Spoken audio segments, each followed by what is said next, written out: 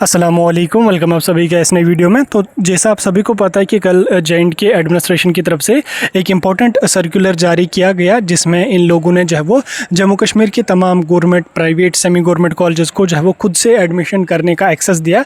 ये मेरे ख्याल से आप लोगों के लिए बहुत बड़ी खुशखबरी थी, क्योंकि इसका आप लोग काफ़ी टाइम से इंतज़ार कर रहे थे। मैंने आपको जो है वो विंटर में ही बता दिया था कि इस बार जो है वो कॉलेजेस को खुद से एक्सेस दिया जाएगा। जो पहले से वीडियोज़ देखते आ रहे हैं उनको तो पता ही होगा। बहरहाल कल जो है वो health and medical education department की तरफ से उस सर्कुलर को अप्रूव किया गया और उस सर्कुलर को जारी किया गया, जो आपको स्क्रीन पे भी दिख रहा होगा।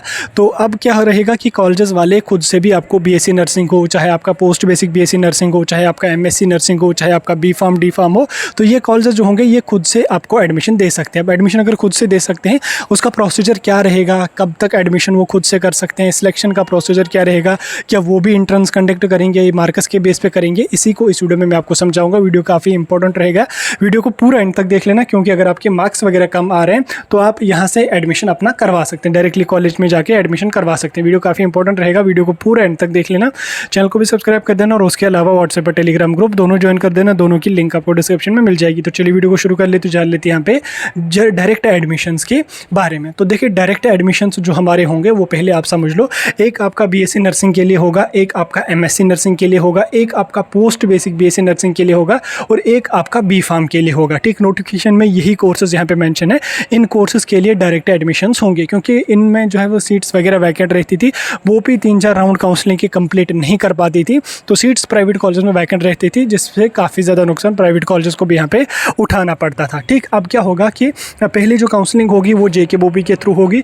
बोपी वाले जितने राउंड काउंसलिंग के कर सकते हैं, चाहे वो 1 राउंड करें, चाहे वो 2 राउंड काउंसलिंग के करें, जितने राउंड वो काउंसलिंग के कर सकते हैं वो पहले एज पर शेड्यूल ही काउंसलिंग का यहाँ पे चलेगा। उसके बाद जब बोपी वाले काउंसलिंग अपनी निपटा देंगे, चाहे 1 राउंड करें चाहे 2 राउंड करें, उसके बाद जो सीटें बचेंगी, जैसे जहाँ तक मेरा मानना है कि बोपी वाले हार्डली 1 या 2 राउंड काउंसलिंग के करेंगे, उसके ज़्यादा नहीं करेंगे।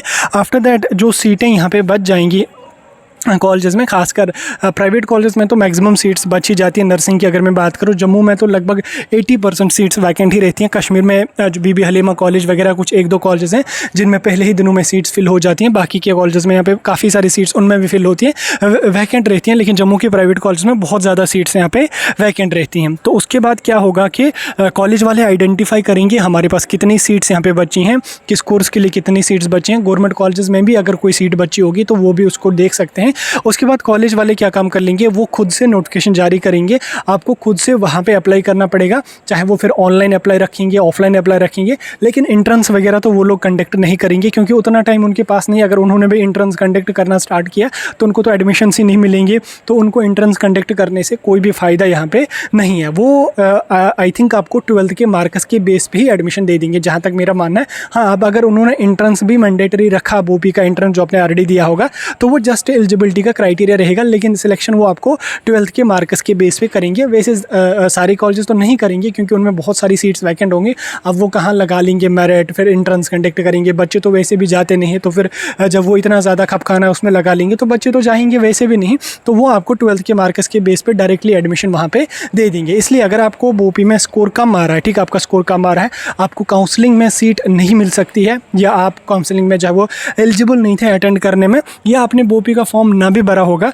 तो आप फिर डायरेक्ट अपनी पसंद के प्राइवेट कॉलेज में जाके एडमिशन कर सकते हैं। या अगर गवर्नमेंट कॉलेज में भी कोई सीट बची तो उसमें भी आप जा सकते हैं, लेकिन गवर्नमेंट कॉलेज में सीटें तो बोपी ही फिल कर देगी, क्योंकि उन्होंने अगर 2 राउंड काउंसलिंग के किए तो गवर्नमेंट में तो मैक्सिमम सीटें फिल हो ही जाएंगी। अगर बच भी गई तो जम्मू के प्राइवेट गवर्नमेंट कॉलेज में यहाँ पे जीएमसी, राजौरी, उधमपुर, डोडा, अखनूर वगैरह जो है, इनमें यहाँ पे थोड़ी थोड़ी सीट्स बच सकती हैं। बाकी के जो जीएमसी श्रीनगर स्कीम्स है, बारामूला है, अनंतनाग है, पुलवामा है, इनमें जो है वो पहले ही राउंड में यहाँ पे सीटें मैक्सिमम फिल हो ही जाएंगी, लेकिन सीटें जो बचेंगी वो प्राइवेट में बचेंगी। कॉलेज वाले खुद से उसमें नोटिफिकेशन जारी करेंगे, आपको खुद से उसमें अप्लाई करना होगा और आपको खुद से उसमें जो एडमिशन का प्रोसेस है वो यहाँ पे करना होगा। ये आपके लिए मेरे ख्याल से बहुत बड़ी खुशखबरी है। स्कोर अगर कम आ रहा है या कुछ अदर इश्यूज़ की वजह से आप एडमिशन ना कर पाओ तो वो आप ऐसे कर सकते हैं। रही बात फ़ी की, फ़ी आपको वही रहेगी जो बोपी के थ्रू आपको एडमिशन करने के बाद रहेगी, वही फ़ी आपको वैसे भी यहाँ पे रहने वाली है, ठीक। चाहे आप गवर्नमेंट में जाओ चाहे आप प्राइवेट में जाओ, फ़ी में कोई भी वेरिएशन, किसी भी किस्म का वेरिएशन यहाँ पे नहीं आने वाला है। फ़ी जितनी कॉलेज की होगी एज़ पर SFRC स्टेट फ़ी रेगुलेटिंग कमेटी के हिसाब से जितनी फ़ी होगी वो उतनी ही फ़ी बच्चों से चार्ज यहाँ पे करेंगे। जस्ट जो एडमिशन का प्रोसीजर है उसको यहाँ पे थोड़ा सा चेंज कर दिया गया, थोड़ा सा कि मतलब पूरा चेंज यहाँ पे कर दिया गया, ठीक। प्रोसीजर मैंने आपको समझा दिया। कोई डाउट होगा मुझे पूछ सकते हैं, किसी भी टॉपिक की वीडियो चाहिए आप मुझे कमेंट सेक्शन में बता सकते हैं।